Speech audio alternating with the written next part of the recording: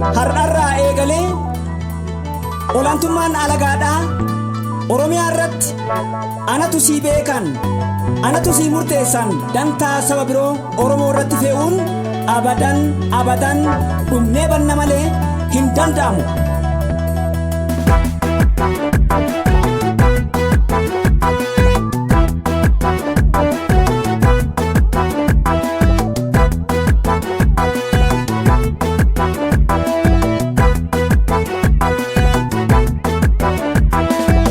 Fufti kapsoon jajjabeewwan biyya itti fufna falma qeerroof qarreen biyya ilkaan irbuu cabsee har'as waatu jira baruu waa humaa jira galma sayyaa fira baruu waa humaa jira galma sayyaa fira.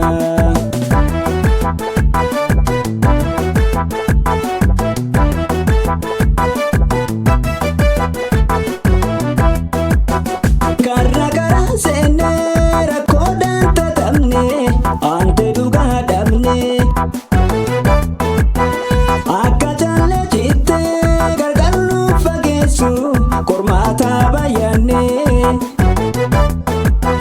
garba feelama tooftaadhaan sobama yaa obsa baay'achuu keenya kummaluma garba feelama tooftaadhaan sobama yaa obsa baay'achuu keenya kummaluma.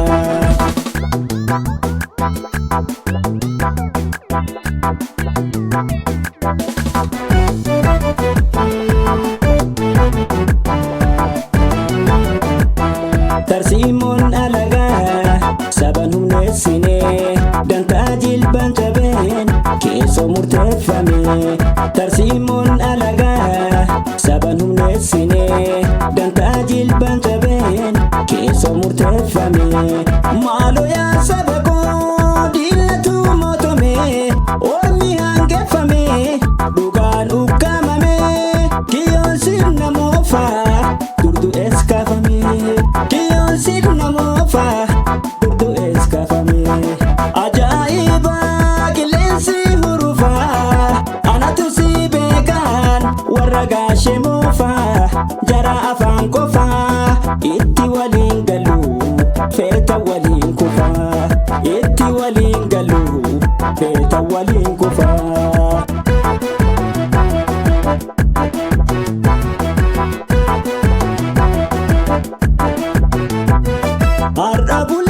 Har'a bulee boruu leenci dhugaan maluu har'a